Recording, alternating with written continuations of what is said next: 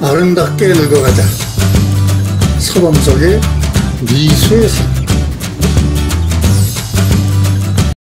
언제부터인가 중장년의 공통된 구호로 99세까지 팔팔하게 살다가 2, 3일 아프다가 죽는다는 9988 234가 유행이다.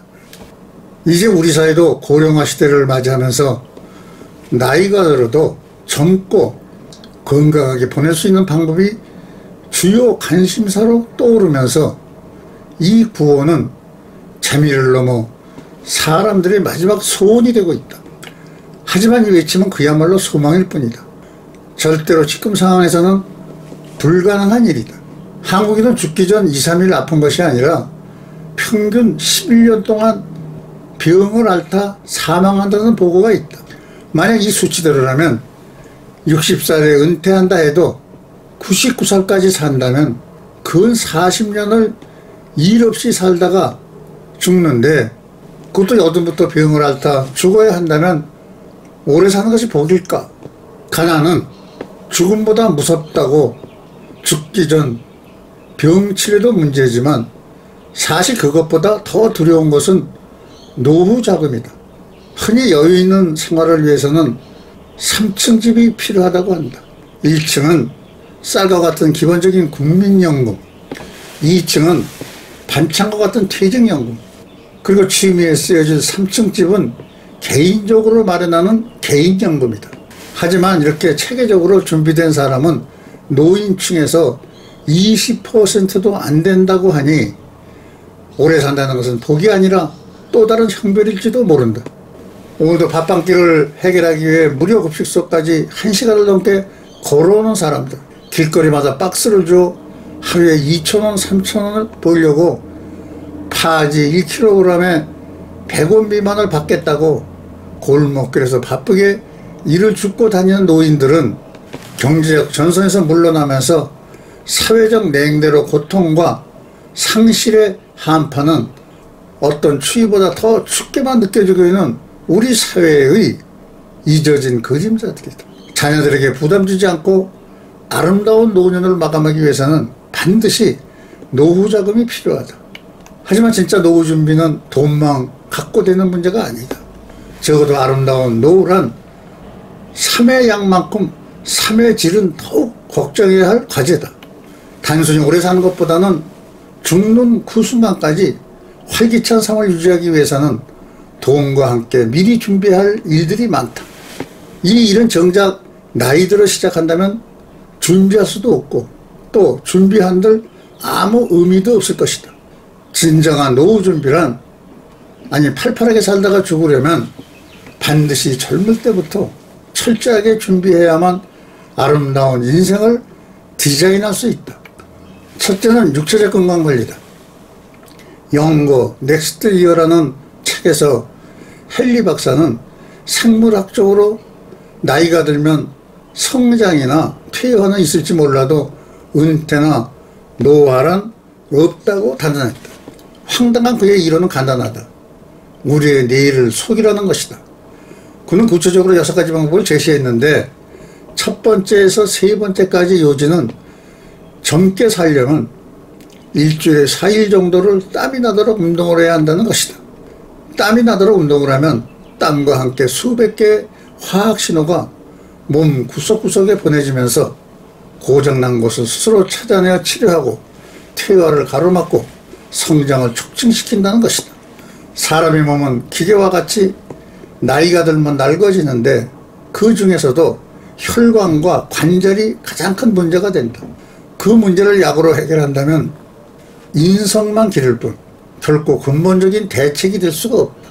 한국인이 만약 평균 수명까지 생존한다면 암에 걸릴 확률은 26% 정도라고 한다.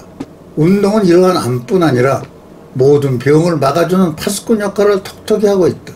운동은 비만을 사전에 예방하고 신체의 각종 호르몬 수치의 변화를 주고 음식물이 장에 머무는 시간을 줄어들게 하고 근력 증가, 체력 향상은 물론이고 면역 강화, 정신 건강은 보너스로 주어지게 된다.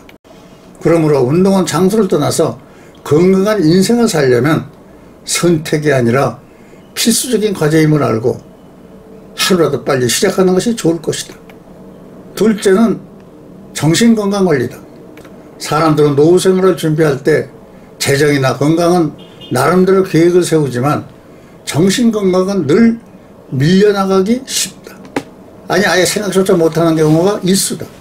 하지만 건강하고 의미 있는 인생을 위해선 이 모든 것보다도 정신건강을 설계해야 하는 것은 한국인들의 사망 원인을 분석해보면 바로 알 수 있다.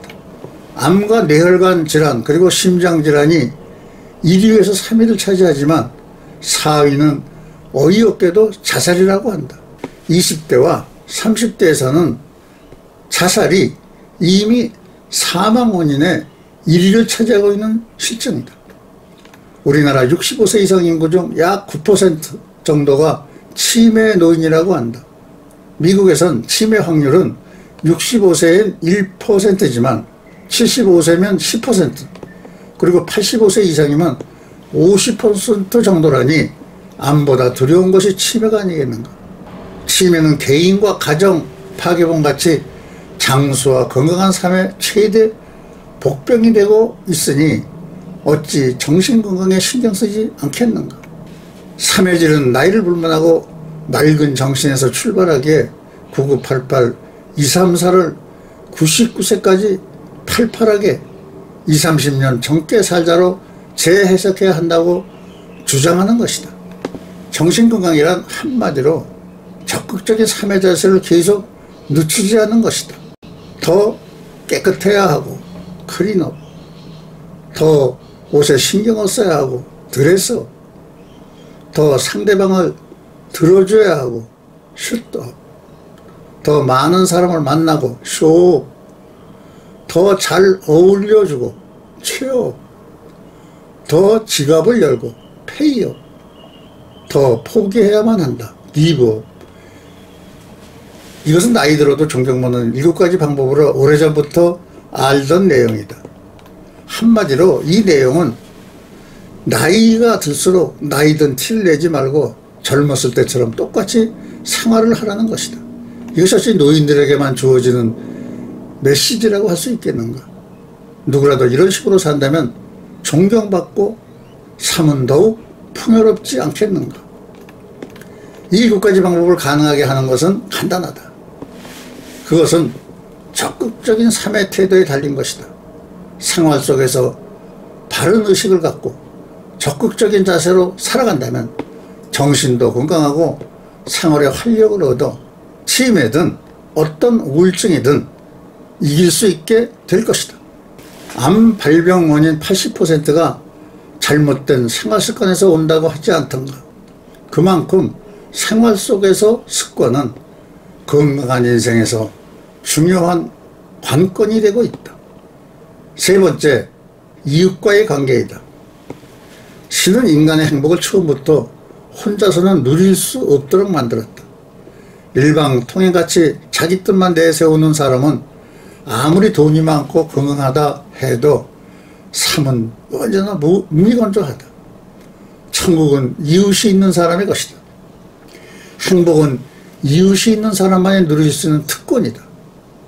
나로 인해 한을 품는 이웃이나 가족이 있다면 죽고 싶어도 아마 죽기도 어려울 것이다. 적당할 때 2, 3일 앓다가 쉽게 죽으려면 평소 젊었을 때부터 이웃에게 좋은 씨를 많이 뿌려야 한다. 앞에서 말하는 헨리 박사의 노화는 없다. 나머지 방법도 전부 이웃과 관계에 대한 것이다.